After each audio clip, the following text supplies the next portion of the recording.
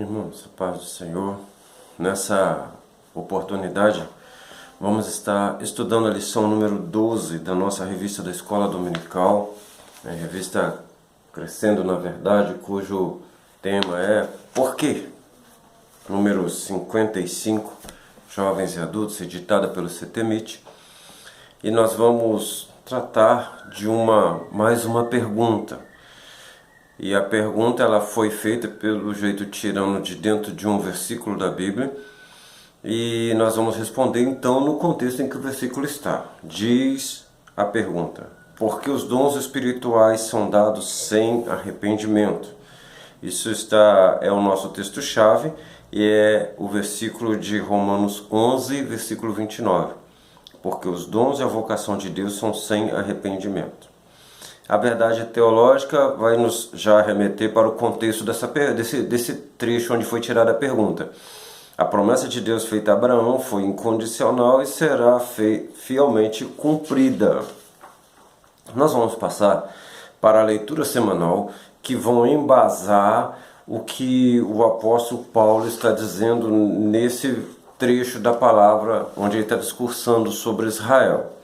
Nós vamos começar na segunda-feira com Gênesis capítulo 12, versículos 1 ao 3 e depois o capítulo 15, versículo 6. O capítulo 12 de Gênesis, versículos 1 ao 3, vou falar da bênção feita a Abraão, o chamado de Abraão. Ora, o Senhor disse a Abraão: sai da tua terra, da tua parentela e da casa de teu pai para a terra que eu te mostrarei. E farei de ti uma grande nação, e te abençoarei, e te engrandecerei o nome, tu serás uma bênção. Abençoarei os que te abençoarem, e amaldiçoarei os que te amaldiçoarem, e em ti serão benditas todas as famílias da terra. O capítulo 15, versículo 6, vai mostrar então como que Abraão entrou a essa graça toda, né? Creu Abraão no Senhor, e isso lhe foi dado como justiça, lhe foi imputado para a justiça. Então a justiça que é segundo a fé. Gênesis 17, 1 a 9 vai falar, é o trecho onde Deus muda o nome de Abrão para Abraão. Mas é interessante que aqui é confirmada essa aliança. Diz assim: quando Abrão tinha 99 anos de idade, apareceu-lhe o Senhor e lhe disse: eu sou o Deus Todo-Poderoso, anda na minha presença e sê perfeito. Firmarei a minha aliança entre mim e te multiplicarei extremamente.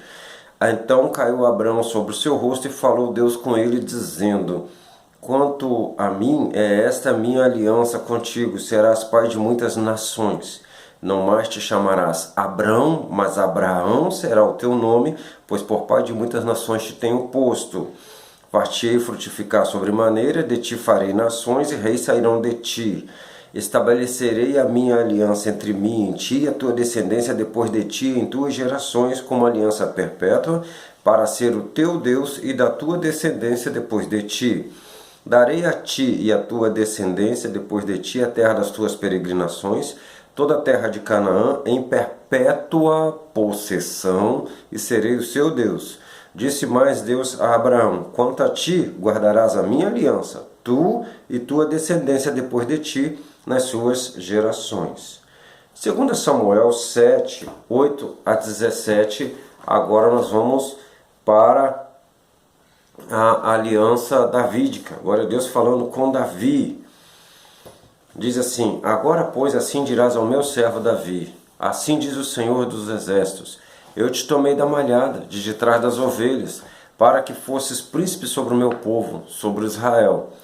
Fui contigo por onde quer que foste, e destruí os teus inimigos diante de ti, e fiz para ti um grande nome, como o nome dos grandes que há na terra. E prepararei lugar para o meu povo, para Israel, e o plantarei para que habite no seu lugar, e não mais seja perturbado, e nunca mais os filhos da perversidade o aflijam, como dantes. Desde o dia em que mandei que houvesse juízo sobre o meu povo Israel. A ti, porém, darei descanso de todos os teus inimigos. O Senhor te declara que ele te fará casa.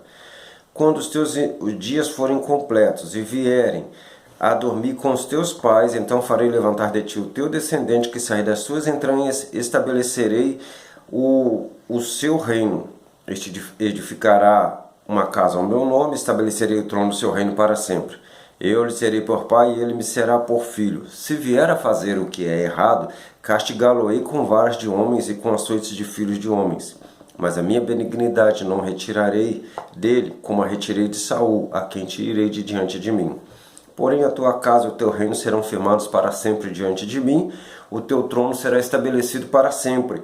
Conforme todas essas palavras e conforme toda essa visão, assim falou Natã a Davi. Ok? É importante que Davi gostou muito dessa promessa, né? Ele pediu a Deus que realmente seja essa palavra sobre a vida dele. Ele não duvidou, ele questionou, ele deixou bem claro que ele era pequeno, e no versículo 29 do mesmo versículo, que faz parte da nossa lição, está escrito: "Se agora servido de abençoar a casa do teu servo, a fim de permanecer para sempre diante de ti, pois tu, ó Senhor Deus, o disseste, e com a tua bênção será para sempre bendita a casa do teu servo." Davi entendeu e recebeu essa promessa mesmo, né?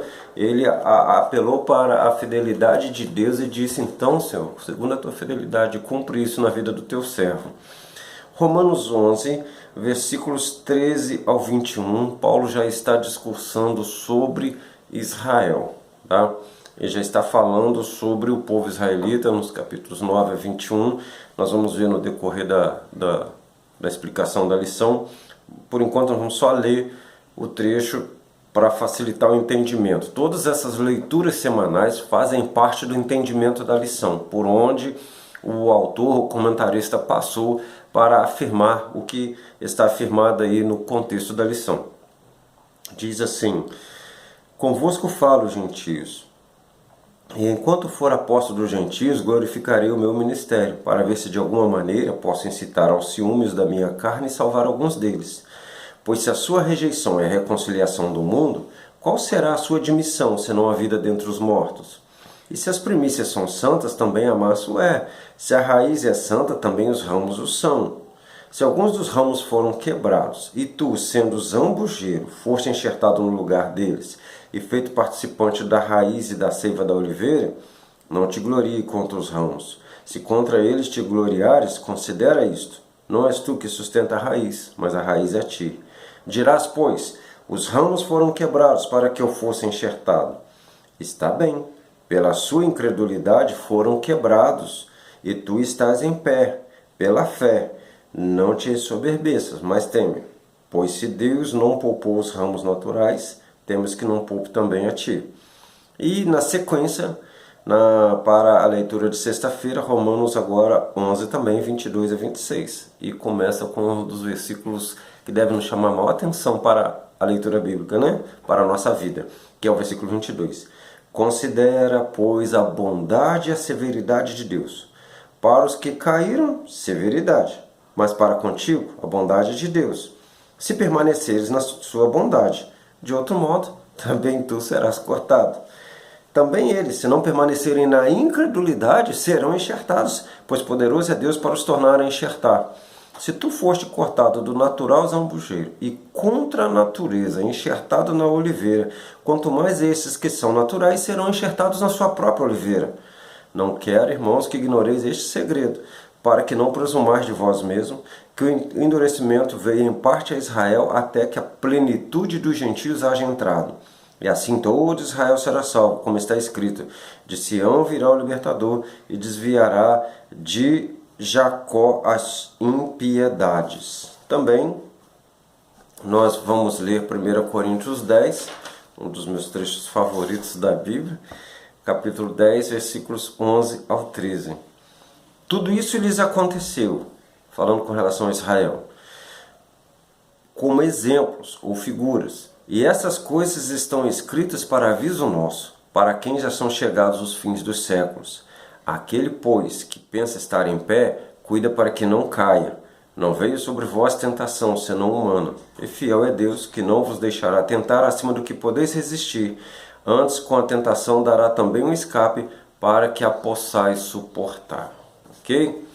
Então agora nós vamos começar na nossa lição, na leitura bíblica congregacional, que diz em Romanos 11, capítulos 27, versículos 27 ao 32. e este será o meu concerto com eles, quando eu tirar os seus pecados. Assim que, quanto ao Evangelho, são inimigos por causa de vós, mas quanto à eleição, amados por causa dos pais, porque os dons e a vocação de Deus são sem arrependimento. Porque assim como vós também antigamente fostes desobedientes a Deus, mas agora alcançastes misericórdia pela desobediência deles, assim também estes agora foram desobedientes, para também alcançarem misericórdia pela misericórdia a vós demonstrada. Porque Deus encerrou a todos debaixo da desobediência, para com todos usar de misericórdia. O trecho, na sua elucidação textual, na página 66, nos chama a atenção para que, por intermédio do apóstolo Paulo, Deus explica que o concerto com Israel está de pé, e ele mesmo vai retirar os pecados deles, pois amou os patriarcas, dando-lhes o pacto da eleição. O Israel físico se tornou inimigo de Deus por rejeitar o Evangelho, mas Deus não muda, não se arrepende. Os crentes gentios também foram desobedientes, mas alcançaram misericórdia pelo sangue de Jesus derramado pela desobediência dos israelitas, que deveriam ser fiéis ao pacto. Essa misericórdia dada aos gentios por Deus, mediada pelo sangue de Cristo, também está à disposição dos judeus igualmente. Pois se diante de Deus toda desobediência é igual e merece justa retribuição, também a misericórdia dele é dada sem acepção de pessoas. O apóstolo Paulo, introdução, é conhecido como apóstolo dos gentios por causa do alcance de suas pregações em vida, sem barreiras culturais ou nacionais. Então o apóstolo Paulo, ele era gentio, ele era judeu, ele diz mesmo, eu sou hebreu de hebreus, tá? Extremamente zeloso da cultura e da religião judaica. Mas ele entendeu que Deus o chama para pregar a toda a humanidade, aos gentios, chamando os gentios para a fé que é revelada através de Abraão, que é o pai, digamos assim, da fé. Dos hebreus também ele é a segunda carne, deveriam ser eles todos portadores dessa fé para explicar ao mundo, né? Para chamar o mundo à salvação. O que deveria acontecer é o que aconteceu, por exemplo, por meio de Raabe, tá? De pessoas que vão chegando à salvação por causa do Deus de Israel. Por exemplo, mais tarde vai acontecer com Naamã, vai reconhecer o Deus de Israel. Naamã é um sírio, tá? Então, nós temos que entender, isso vai acontecer lá por meio de Rute, que é uma moabita, e vem ao Deus de Israel, ele vai ser o seu Deus. Então a eleição de Israel é para chamar todos os povos ao Deus verdadeiro. Ele era o pregador, tá? Segundo da lei de Deus ao mundo, mostrar Deus, o Deus de Abraão, tá? E a lei era para ser recebida por fé. A lei não é para ser recebida sem fé, não dá para entender isso, tá? Então houve erros nesse negócio. Pegou a eleição, quem é brasileiro conhece muito bem o que isso quer dizer, pega a eleição e converte em benefício próprio. Não, a eleição é serviço. É esse o erro de Israel. Jesus seria crucificado de qualquer maneira. Jesus, você pode estar certo disso. Deus usou a desobediência de Israel, tá? Para isso, né? Enquanto nós vemos até nos cenários mundiais, pode-se dizer que Deus está usando a maldade de homens contra homens ímpios. Nós não podemos reclamar de nada, ok? Então vamos lá. Então é Paulo que vai demonstrar o maior interesse em mostrar que a plenitude dos gentios estava acontecendo. Deus estava chamando os gentios pela fé. E por causa das suas experiências de pregação, ele é o maior interessado no primeiro concílio da igreja, que está lá em Atos 15, o concílio de Jerusalém, que vai dizer que a misericórdia está sendo manifestada a toda a humanidade e que não é necessário obrigar as pessoas à lei de Moisés, porque ela já tinha o seu cumprimento na vinda de Jesus. Então, eles não precisavam de guardar a lei como que para ser salvo pela prática da lei em todas as áreas. Não. A única coisa que vai ficar claro aí que eles deveriam guardar, e isso vale até hoje, é a santidade. É o que Deus requer da santidade, tá? Mas no mais, é tudo que é prática, pode estar escrito na lei, que a prática de santidade é para guardar. Porque o santo que eu sou só vai ser visível no mundo em que nós estamos, e nós estamos no mundo físico, se a santidade for praticada. Então, para entendermos a universalidade da misericórdia divina e aceitarmos a manifestação ou revelação da mesma aos humanos, temos que dividir o assunto da forma como Deus o revelou na história da redenção. Primeiro, a promessa incondicional feita por Deus a Abraão, que mais tarde vai se chamar Abraão. A desobediência dos herdeiros da promessa e a misericórdia que alcança toda a raça humana. Ok? Então vamos lá. O primeiro ponto, a promessa feita por Deus a Abraão. No decurso da história da redenção, Deus se revela a um homem chamado Abrão. E ele faz uma promessa que inclui uma nação, um nome, uma bênção e uma posteridade. Está em Gênesis 12, 1 a 3. Apesar da fragilidade humano e do pouco conhecimento de sua época, o texto sagrado diz que ele creu em Deus, e isso foi aceito como justiça por Deus em seu favor. Nós lemos em Gênesis 15, 6. A justiça de Deus é baseada em fé e obediência aos seus preceitos. Abraão não foi sem pecados, mas buscava vir a Deus de forma que este o aceitou. Deus aceitou Abraão. Bom, e a promessa foi passada aos descendentes, a Isaac, depois ao seu filho, que foi filho, né, de Abraão, depois a Jacó e aos 12 patriarcas. Isso está em Gênesis 21, 12, Gênesis 28, 12 a 16, 12 a 15, Gênesis 49, 1, e é referido por Estevão lá em Atos 7, 8. Então, agora, só que apesar da promessa, os herdeiros da mesma não foram sem pecados, tá? O pecado vai latente na alma humana, ou seja, ele está ali, mesmo que você não veja, ele vai fazer interferências, tá? E mesmo que pareça que Deus, o fio da promessa foi descumprido, foi descontinuado, Deus não pôs um término, tá? Ele tem uma promessa feita sem arrependimento para se cumprir.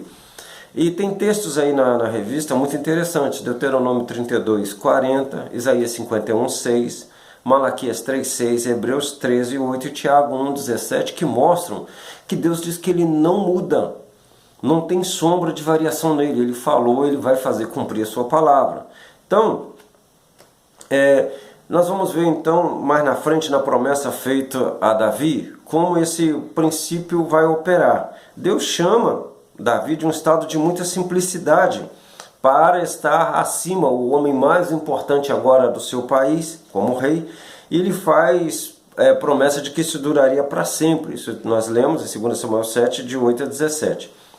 Caso ele fosse infiel, ele e os seus descendentes, Deus o ia afligir por meio de aflições humanas, correção, né? Que filho há que Deus não corrija, tá? Para trazê-lo de volta ao caminho e continuar a execução da promessa, mas em momento algum a referência ao cessar do cumprimento do pacto por parte de Deus. E aqui é muito bom nós prestarmos atenção, que a gente quer ver Deus punir nessa vida. Pode ser que você veja, pode ser que não. E é interessante que Deus está trabalhando na revelação, na perfeita revelação de um Deus perfeito. Perfeita nesse tempo, até o ponto onde Deus está dando para eu entender.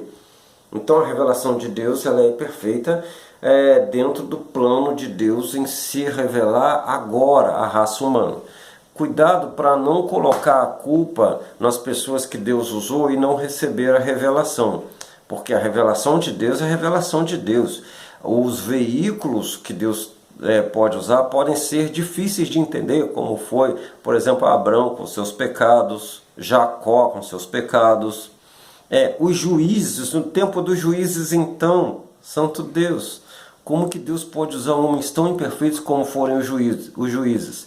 Eles eram imperfeitos mesmo, mas deixa eu te falar uma coisa, isso aí é um caso deles com Deus, Tá? O problema é a palavra, a revelação foi dada depois de alguns anos ou muitos anos. Hoje nós estamos entendendo que a revelação foi dada. Então, para quem não recebeu, porque o veículo era imperfeito, o vaso era imperfeito, é problema de quem não recebeu.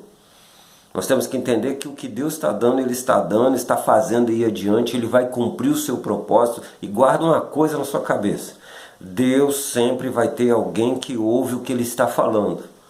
E quando tem alguém que ouve o que Deus está falando e obedece, ele se torna praticamente juiz de uma humanidade inteira que não ouve. Você pode citar aí, por exemplo, o caso de Noé. A Noé achou graça aos olhos de Deus, por quê? Porque dava ouvidos a Deus, porque cria que Deus é bom, que Deus é a fonte de todo bem. E Deus então vai trabalhar com Noé. Bota Noé numa arca e manda os outros nadar, se puder. Nada aí nos seus pecados, nada aí ver se você consegue. Né? É meio difícil, aquele tempo todo nadando. Né? Então, você observa aí que o dilúvio, você pode dizer assim que por meio de Noé, né, Deus julgou todo mundo.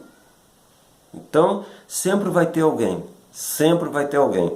E por mais que você viva num mundo ímpio, cuidado, você sempre vai ter alguém. Seja você esse alguém. A desobediência dos herdeiros da promessa. A história do povo israelita evidencia como eles erraram no cumprimento do pacto. Imitaram as práticas detestáveis dos povos pagãos, desde ao seu redor, né? Desde por onde eles passaram do êxodo para Canaã, e dos vizinhos, quando se estabeleceram na terra. Os reis não obedeceram os estatutos divinos, como já falamos em outras lições, né? E o reino foi dividido e por fim todos foram exilados. A parcela que foi exilada na Babilônia foi a que Deus estava corrigindo para continuar o cumprimento da promessa feita a Abraão e Davi. São os descendentes de Judá. Foram exilados para expurgar seu desejo de idolatria e aprender a obedecer à lei. E é interessante que tem 3 textos citados aí: Levítico 25, de 1 ao 7, Levítico 26, do 33 ao 35, e 2 Crônicas, do 36, 20 ao 21. Só para você entender, Deus tinha dado uma ordem que eles deveriam deixar a terra descansar sempre o 7º ano. Então eles trabalhariam 6 anos, e no 7º ano a terra ia descansar, onde eles não iam plantar, nem podar as suas vinhas, né, para ela poder frutificar de novo. A terra era para deixar em descanso. O patrão, como empregado, como qualquer pessoa, ia comer do que nascesse das lavouras. Os animais, os estrangeiros, todo mundo. Você ia comer. O 7º ano era um ano de descanso. E que por vários meios, né, eles não fizeram. Se era interesse comercial, idólatra, falta de fé, eles não obedeceram. Mas a Bíblia diz que a terra ficou 70 anos abandonada, quando todo o povo foi levado para o cativeiro. E está escrito que a terra descansou os seus anos sabáticos.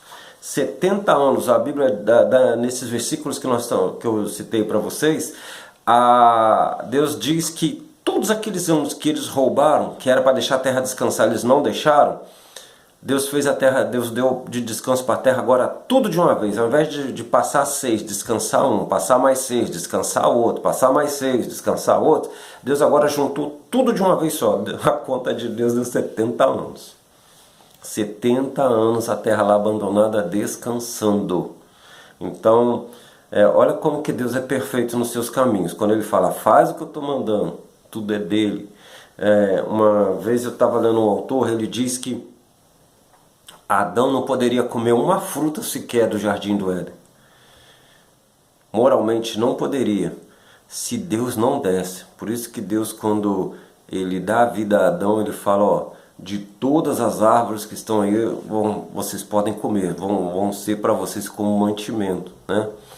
Então você observa que agora, eticamente, Adão pode comer, mas antes não podia, tá? Bom, vamos terminar os 70 anos de cativeiro. o povo de Judá volta para sua terra. Por isso que a partir daí são chamados de judeus e não de israelitas. Aparece até o nome Israel como se referindo ao povo todo, mas agora são os judeus. Daí para frente só são chamados de judeus.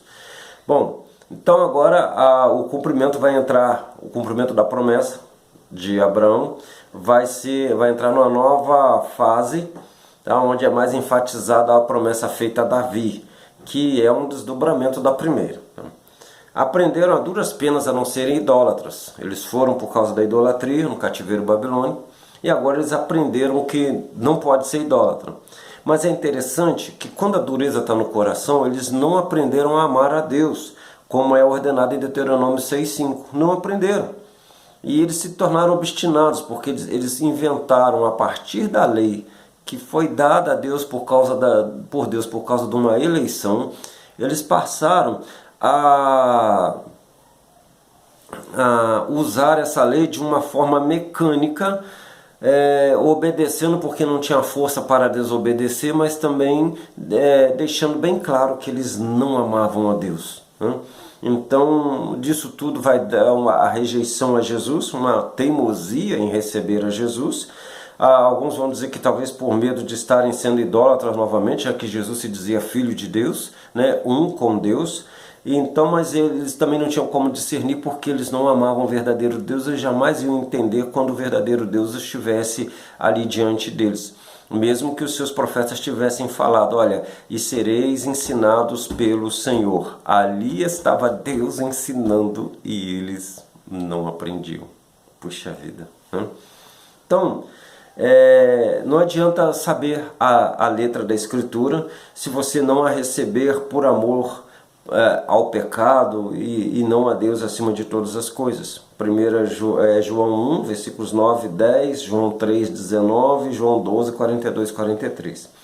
Os judeus estavam de frente com o verdadeiro Deus encarnado e por não o conhecerem como ele requer, como ele se deu a conhecer, eles não reconheceram agora novamente ao Senhor e vão entrar numa nova fase de açoites com varas de homens. Bom, ponto 3, a misericórdia que alcança a todos. Um momento, voltando ao ponto 2, cuidado para você não pegar essa história, nós estamos falando, os judeus, e transformar isso num antissemitismo, ou seja, um ódio aos judeus, tá? Deus tem uma promessa, Deus tem um trabalho a fazer com os judeus.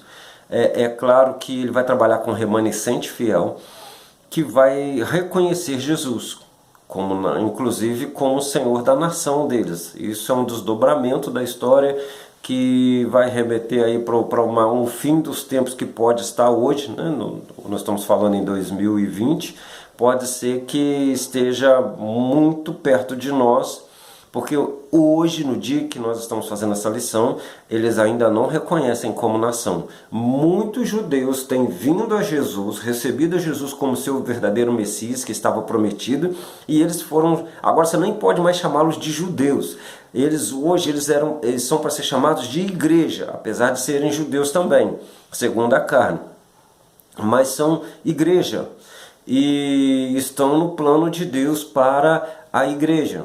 Agora, haverá um momento que Deus vai trabalhar essa continuação da promessa, e isso é um desdobramento que dá muita controvérsia, porque gera praticamente, dentro do próprio cristianismo, uma incapacidade de crer que aquilo que Deus fazia lá no Velho Testamento, aqueles grandes milagres feitos lá no Velho Testamento, através de Israel, por causa do que Deus tinha a fazer através de Israel para a humanidade, isso gera um certo desconforto para o homem do século presente aceitar, mesmo os cristãos. Então tem dado assim uma confusão muito grande, tá? Mas não é esse o caso da lição. O caso é a fidelidade. O como ainda não vamos tratar aqui, mas é porque a fidelidade de Deus está de pé. Lembre-se que o título da nossa lição é Porque os dons espirituais são dados sem arrependimento, tá? Bom, A misericórdia que alcança a todos. Por mais que pareça obscuro este modo de Deus conduzir a raça humana no caminho da redenção, é preciso aceitar que o homem natural se vê como um Deus e não como necessitado de uma salvação para que não consegue por seus méritos. Para enganar o próprio Deus, usa-se um palavreado encontrado nas Escrituras, desprovido de seu significado da mente humana. Não é assim que as pessoas falam? Ah, eu estou com Jesus, Jesus está comigo, Deus é fiel, sou filho de Deus, Jesus vai voltar. E vive como se não fosse. Né? E tem muitas outras palavras, muitos jargões que as pessoas usam. Quando o apóstolo Paulo escreveu aos Romanos, ele fez um apêndice. Nos capítulos 9 ao 11, parece que ele mudou o assunto. Agora ele pegou e enclausurou nesses 3 capítulos uma outra história. Há quem diga até que você pode tirar os capítulos 9 ao 11 de Romanos e ler o restante, você vai entender o plano de salvação. Tá? Aqui é um momento que ele para olhar para dentro da situação de Israel, que é Israel como nação não sendo Israel igreja ainda. Tá? Os israelitas estavam aceitando Jesus, ele mesmo era um. Pedro, Tiago, João, todos eles eram israelitas, né? Ou judeus, ou hebreus, mas muito mais conhecidos como judeus, e aceitaram a Jesus. Né? Então, ele vai falar agora que, nesses trechos, que a incredulidade e desobediência do povo traz a salvação aos gentios, mas eles também precisam da salvação pela fé, tanto judeus como gentios. Bom, é assim que começou a história da justificação. Gênesis 15:6, nós já lemos, diz que Abraão creu em Deus, e isso lhe foi dado como justiça. Paulo reconhece que ele pertence ao povo israelita, e de lá vem ao povo israelita a adoção de filhos, a glória, os concertos, as alianças, a lei, o culto, as promessas, os patriarcas, e deles também descende Cristo segundo a carne. Porém, nem todas essas revelações foram suficientes para arrancá-los de uma existência somente segundo a carne, como a do homem debaixo do sol, do livro de Eclesiastes. É a mesma coisa, eles não conseguiam pegar isso e entender como dádiva de Deus. Eles achavam que isso era deles, tá? Nesse estado, eles conseguiram manipular para si uma justiça própria, não se sujeitar à justiça que vem de Deus, Romanos 10:3. E não perceberam que a finalidade da lei é Cristo, versículo 4, para que Deus seja o justificador daqueles que têm fé em Jesus, Romanos 3:26. Então você para pensar que eles manipularam a justiça. No tempo da lei, se manipulou a lei para eu tirar Deus da jogada e eu ser o dono da minha salvação, ok? Isso está sendo feito hoje, no tempo da graça. Se está manipulando a graça com o palavreado da graça, assim como o palavreado da lei foi usado naquele tempo, e você nota nos expoentes hoje dessas ideias que o verdadeiro Deus, a verdadeira salvação, o Espírito Santo está muito longe, não tem nada a ver com isso que está acontecendo, né? Deus não rejeitou Israel, Romanos 11:1, mas usou sua desobediência para cumprir o seu eterno conselho. Havia determinado, tudo que o seu eterno conselho havia determinado, que o Cristo havia de padecer. Está lá no discurso de Pedro, Atos 3, versículos 17 e 18. Essa desobediência já era conhecida dos profetas, que atuaram até o ministério de João Batista. Tá? E isso, eles foram repreendidos várias vezes, porque não era esse o desígnio divino para mostrar a sua glória às nações. Essa desobediência não era a vontade de Deus. Tá? Este entorpecimento que eles estavam veio, quanto ao que é espiritual, é denominado como sendo a porta de entrada dos gentios ao pacto da graça.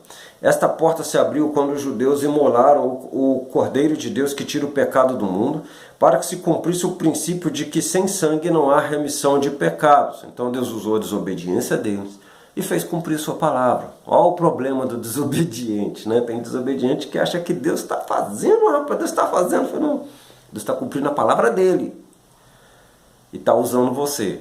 Tem um comentarista do nosso tempo que diz que Deus usa alguns vasos mesmo para fazer o trabalho sujo. Por exemplo, Deus usou o diabo para afligir Jó e provar ao mundo que Deus encontra fidelidade mesmo nas maiores aflições e ao mesmo tempo trabalhar com Jó para que Jó entendesse que não era por causa da justiça de Jó, mas por causa da bondade de Deus, da justiça de Deus, Deus o abençoava. Tá? Então, esse ensinamento ficou para nós. Mas quem fez o trabalho sujo? O diabo. Quem fez o trabalho sujo para punir Judá? Nabucodonosor. E isso lhes garantiu salvação? Então tem muita gente hoje que está fazendo trabalho sujo dentro das igrejas. Tem muita gente e está achando que está cheio de dom de Deus e fazendo trabalho sujo, tá?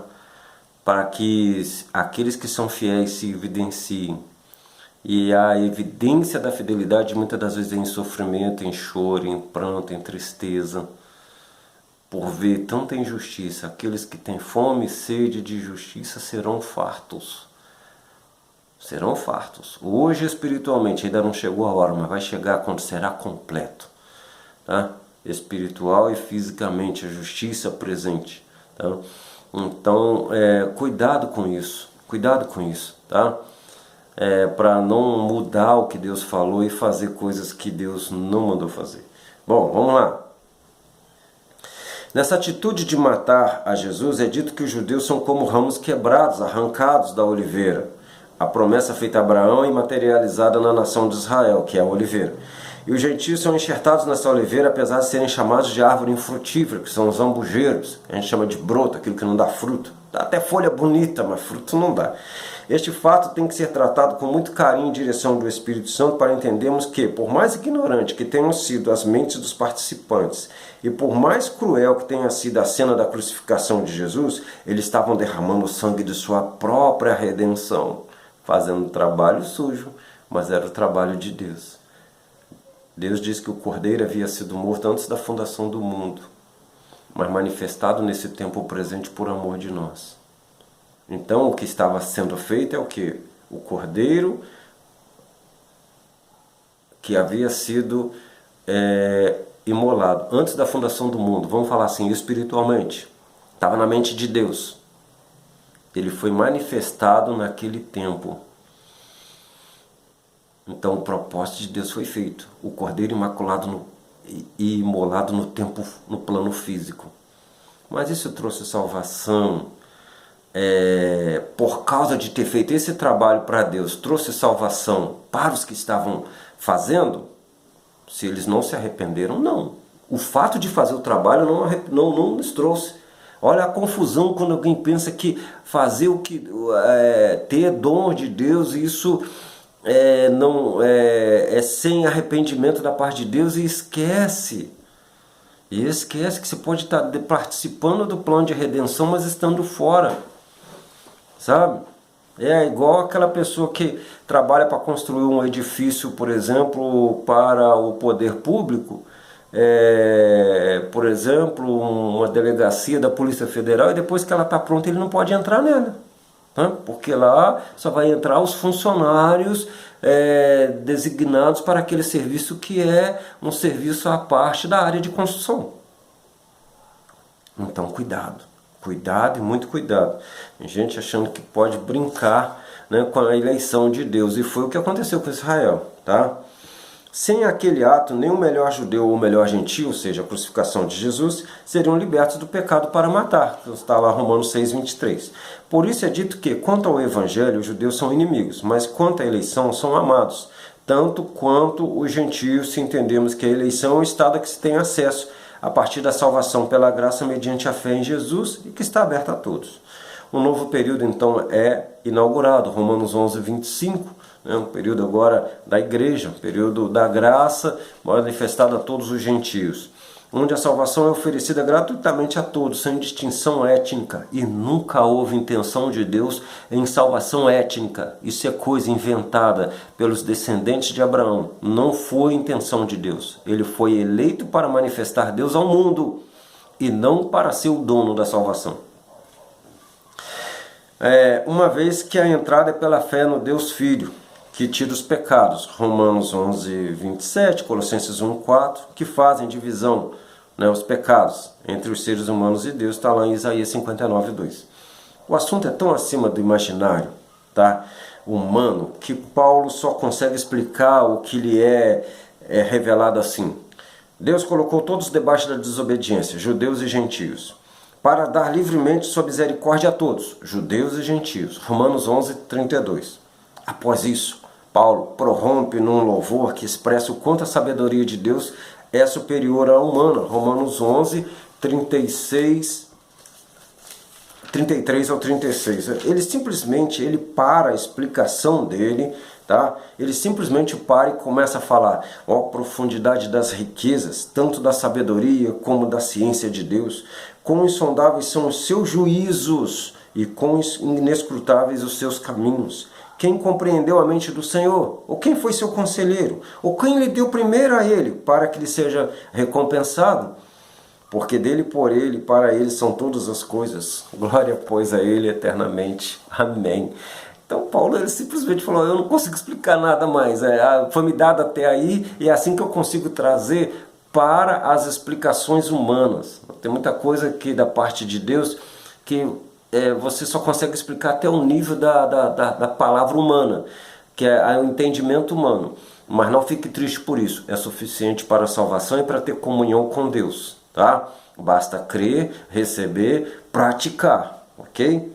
Bom, conclusão.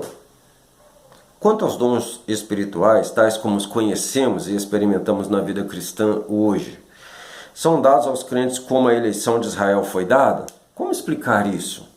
O versículo citado no tema da lição não tem quaisquer ligações com essa interpretação, tá?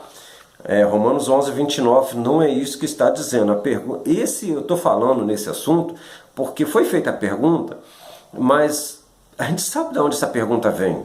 E é uma inferência a um versículo, mas ele é arrancado do contexto. O contexto é isso que eu estou falando, tá?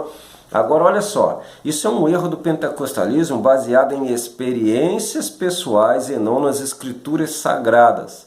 Esse erro é utilizado muitas vezes até para mostrar uma aparente superioridade entre os cristãos e faz com que muitos brinquem com a fé, que é segundo a piedade, e assim saiam pelo mundo em seus delitos e pecados, afirmando que são predestinados para serem salvos, alegando muitas vezes que são possuidores dos dons que os que estão firmes no Evangelho não possuem. Seria bom observarem então toda a vida de Sansão. Vai lá na Bíblia, lê lá em Sansão, a vida de Sansão, de Juízes capítulo 13 ao 16. Outra confusão enorme é feita em cima da primeira, que já foi feita. Deus não predestinou todo Israel para ser salvo, mas o remanescente fiel é que será salvo. Isto é a eleição, Romanos 11:5.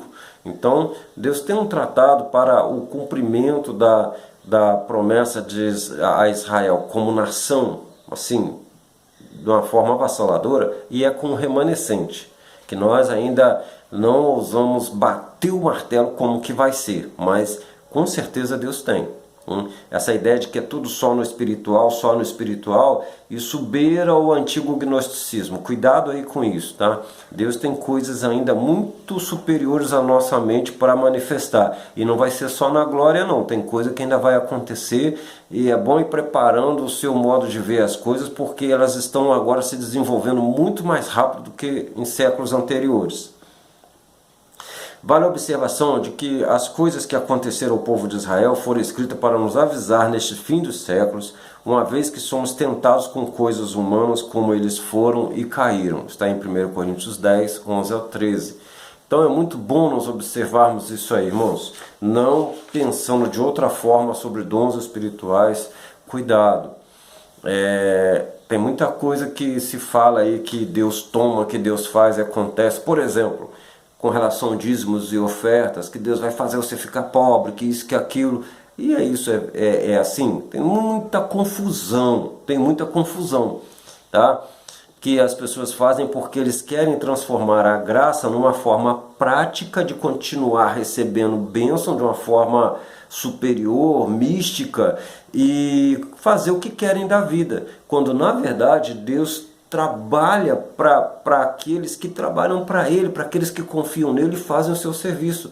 Quantas vezes Deus tira os seus para trabalhar em uma área específica para Ele.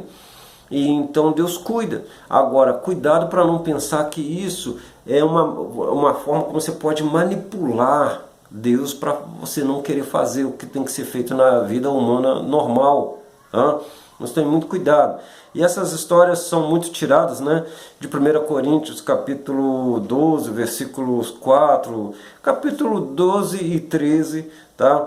Também de 1 Pedro 4, 10, Romanos 12, de 6 a 8, Efésios 4, 11. Então é muito complicado que eles usam os dons que Deus dá, que são feitos para o serviço do Evangelho, para afrontar o Evangelho. É complicado. É como se um soldado saísse do seu exército e disser que a arma estava na mão dele e podia fazer o que ele quisesse, tá? Mesmo que ele não estivesse no exército. Então é algo muito complicado, é querer usar a patente fora do período de serviço, né? Então é muito complicado. E que Deus tenha misericórdia de nós, que isso não venha acontecer nos nossos tempos, tá? É tempo de nos aprofundarmos ainda mais na palavra de Deus. Jesus falou, olha, vocês serão meus amigos se fizerem o que eu mando. Não é contextualizar com a medida do século. Você pode contextualizar, mas a medida tem que ser a medida da palavra de Deus, tá? Para que você não use os dons de Deus para fazer um desserviço ao Evangelho, quando eles são dados para fazer serviço. E é isso que nós temos que nos aperfeiçoar cada vez mais. Que Deus, na sua infinita misericórdia, nos dê graça, nos ajude a continuar fazendo o que é próprio da vontade dEle. Que Deus, em sua grande misericórdia, dê sabedoria, abra os olhos do entendimento da sua igreja neste século, nessa presente situação, para que nós sejamos frutíferos. Chega de ser zambujeiro, vamos ser galhos mesmo, ramos frutíferos para a glória de Deus. Tá? Não se deixe levar por essas ideias. Firme-se na humildade, pensa em como ser humildemente útil a seu Senhor na manifestação da sua palavra. Ok? Deus abençoe em nome de Jesus. Amém.